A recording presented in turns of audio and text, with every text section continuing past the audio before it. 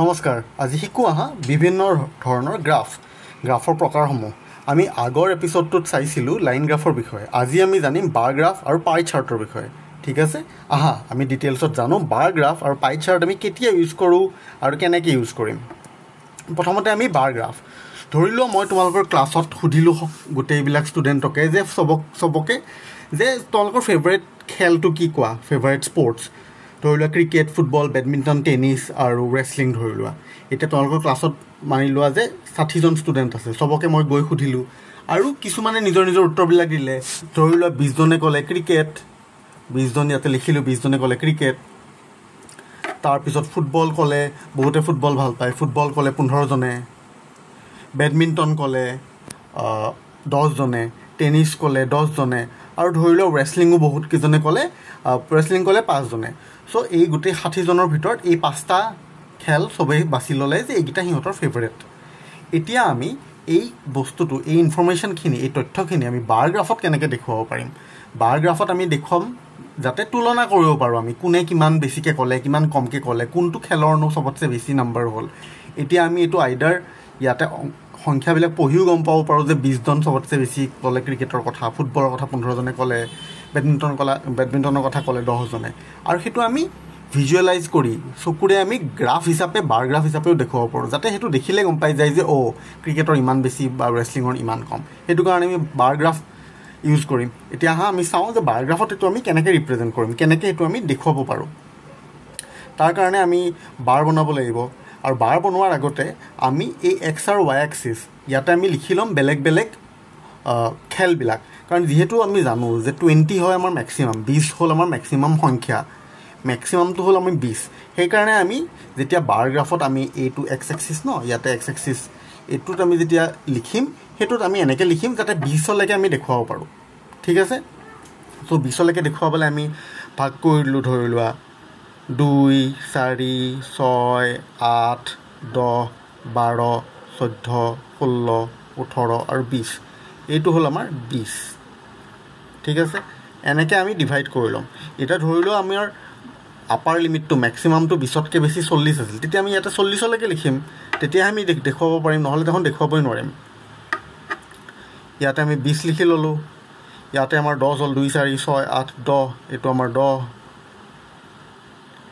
10 বাকীখিনি মই মাৰ্ক নকৰোঁ দেই আৰু এতিয়া আমি 12 আকাৰ আৰম্ভ কৰিম 12 আকাৰ আৰম্ভ কৰিবলৈ আমি প্ৰথমতে কি ল'ম প্ৰথমতে ধৰি লোৱা ক্ৰিকেটটো দেখুৱাওঁ ইয়াতে আমি এতিয়া ক্ৰিকেট আঁকিম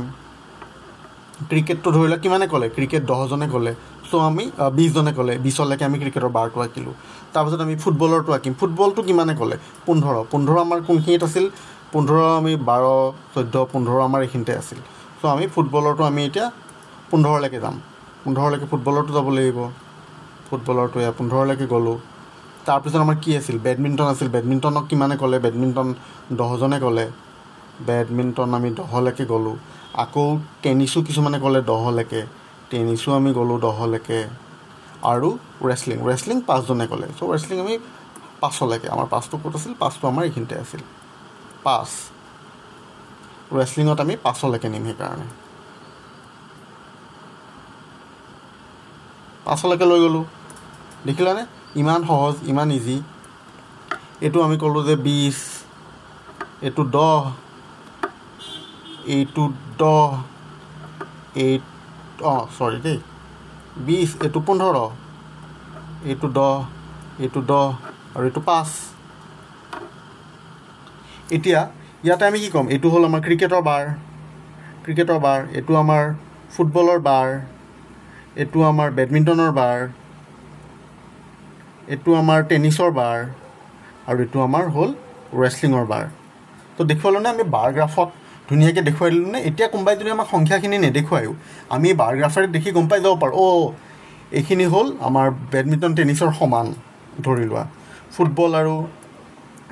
ফুটবলৰ আৰু ক্ৰিকেটৰ মাজত 5ৰ পাৰ্থক্য আছে ক্ৰিকেটটো চবতছে ডাঙৰ ফুটবলটো ছেকেণ্ড বেডমিণ্টন টেনিছ সমান এতিয়া আমি 20 15 10 10 5 লৈছোঁ কাৰণেহে আমাৰ কাৰণে সহজ লাগিছে কিন্তু এইটো ধৰি লোৱা আমাৰ বহুত বেছি নম্বৰ হ'ল হয় এইটো ধৰি লোৱা আমাৰ হৈ গ'ল হয় 2000 3000 765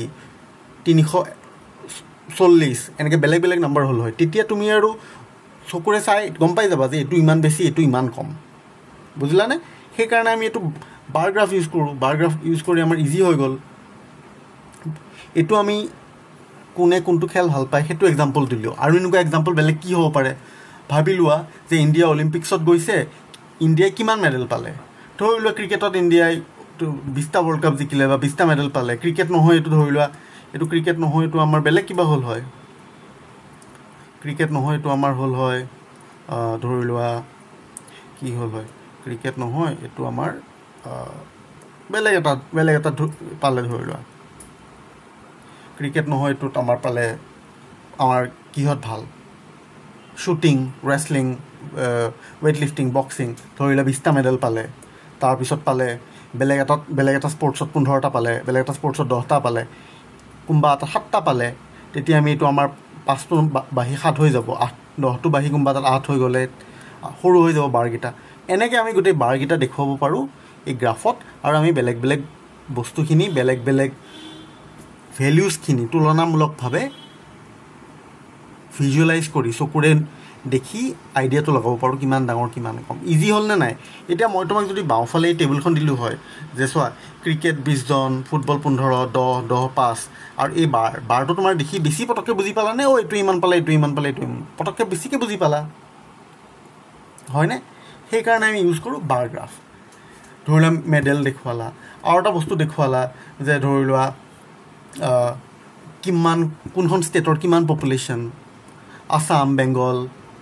এই 5খন ষ্টেটৰ টোটেল পপুলেশ্যন কিমান দেখুৱালে, এইটোৰ ইমান কোটি, এইটোৰ ইমান কোটি, সেইটোৰ সিমান কোটি। এনেকৈ বাৰ গ্ৰাফ হিচাপে দেখুৱাই দিলে বহুত সহজ হৈ যায় বস্তুখিনি বুজি পাবলৈ। বুজিলা?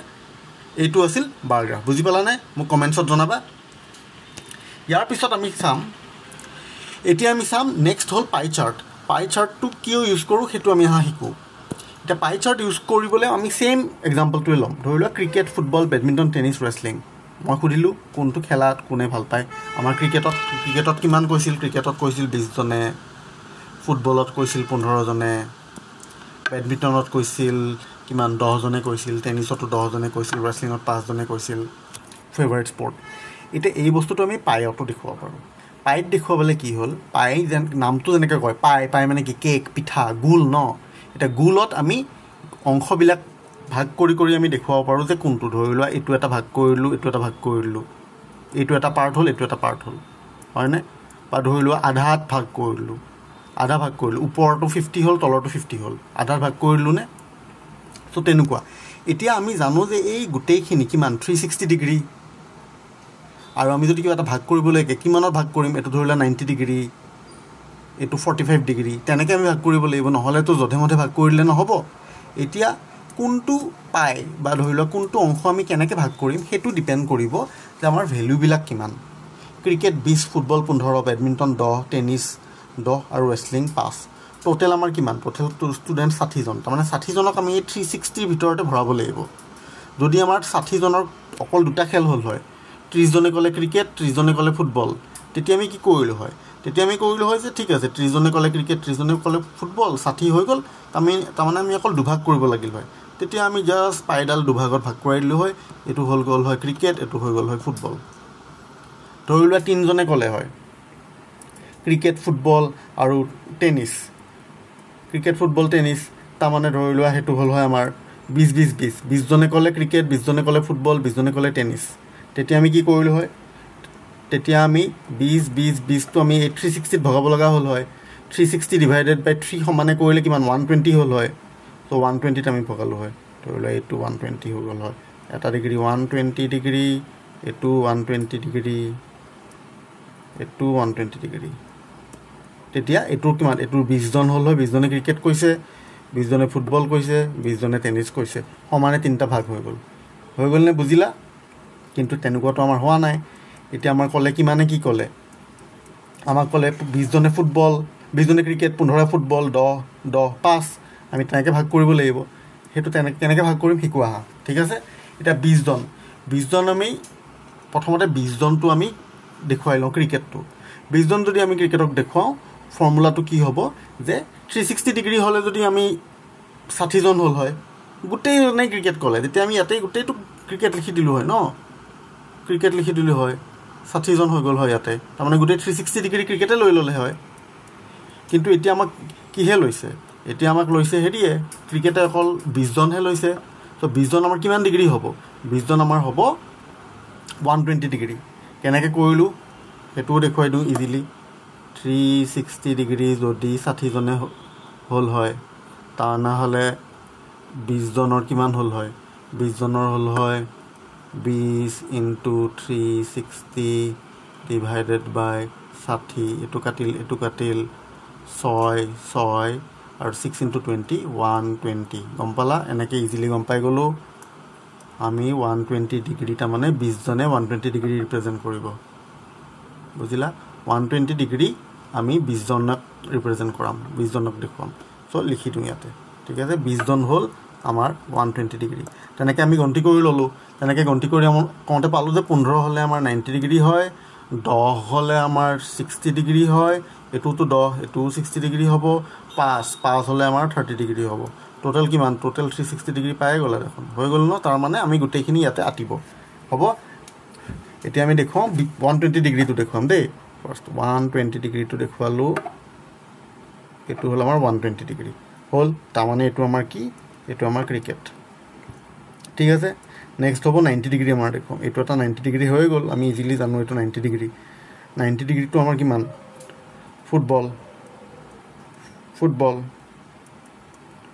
90 ডিগ্ৰী আমাৰ ফুটবল তাৰপিছত আমাৰ আছিল 60 ডিগ্ৰী 60 ডিগ্ৰীটো আমি ইয়াতে দেখুৱাব লাগিব ইয়াতে এইটো ধৰি লোৱা 90 হয় 60 হ'লে ইমানমান হ'ব এইটো হ'ল 60 ডিগ্ৰী হ'লে বেডমিণ্টন আৰু এটা 60 ডিগ্ৰী এইটো হ'লে কিমান টেনিছ আৰু এইটো 5 ডিগ্ৰী এইটো 5 ডিগ্ৰী এইটো থাকিল ৰেছলিং গম পালা 120 ডিগ্ৰী আৰু 120 ডিগ্ৰী মানে কিমান ক্ৰিকেট হ'ল আমাৰ 20 জন ফুটবলৰ কিমান 90 ডিগ্ৰী ফুটবলৰ আমাৰ 15 জন বেডমিণ্টনৰ কিমান বেডমিণ্টনৰ আমাৰ 60 ডিগ্ৰী আৰু এইটো 60 ডিগ্ৰী তাৰমানে কিমান 10 জন আৰু এইটো আমাৰ কিমান এইটো 30 ডিগ্ৰী হয়নে এইটো আমাৰ 30 ডিগ্ৰী এইটো কিমানে ক'লে ৰেছলিং 5 জনে ক'লে বুজি পালা ইমান ইজিলি হৈ গ'ল আমাৰ এই ক্যালকুলেশনটো কৰি ল'লে যে আমি কিমান দেখুৱাম এইটোত আমি কি গম পালোঁ যে আমি গম পালোঁ এই পাই ডায়াগ্ৰামটোত গম পালোঁ যে ক্ৰিকেটৰ পাইটো সবতছে ডাঙৰ এইটো গোটেই ক্ৰিকেটৰ পাই এইটো সবতছে ডাঙৰ নেক্সট এটা পাই আছে নেক্সট পাইটো কিহৰ নেক্সট পাইটো ধৰি লোৱা আমাৰ ফুটবলৰ পাইটো ফুটবলৰ সেকেন্ড পাইটো ইমান ডাঙৰ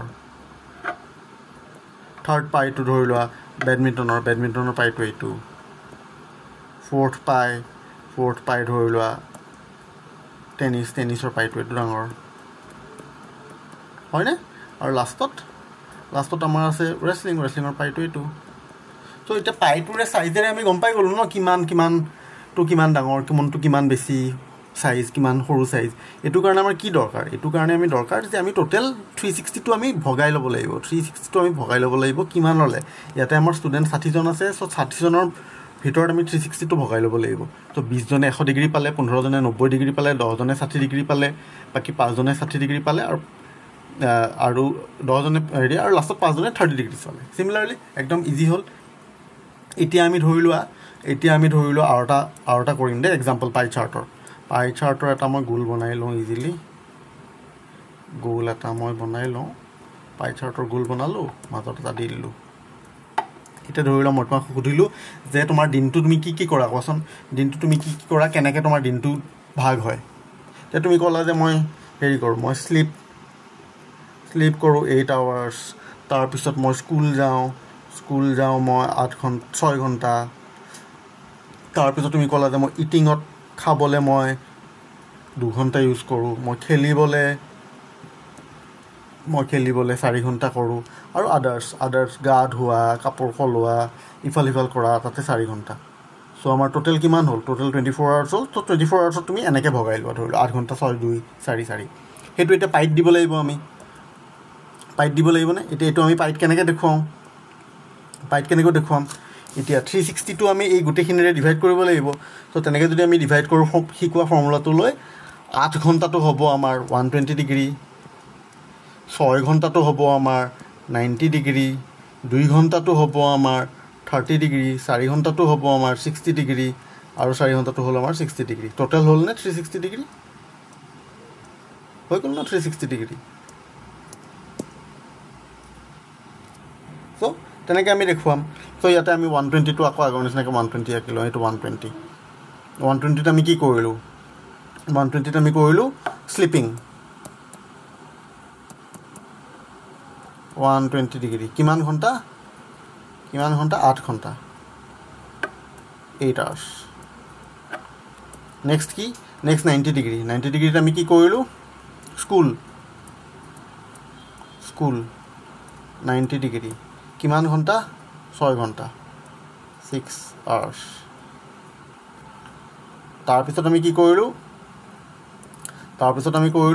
হেৰি আমি কৰিলোঁ ইটিং 30 ডিগ্ৰী আমাৰ ইটিং 30 ডিগ্ৰী এইটো ইটিং কিমান ঘণ্টা 2 ঘণ্টা 2 আৱাৰ্ছ তাৰপিছত আমি কি কৰিলোঁ 60 কৰিব লাগিব এইটো 60 হ'ল প্লে এইটো 60 হ'ল আদাৰ্ছ 60 ডিগ্ৰী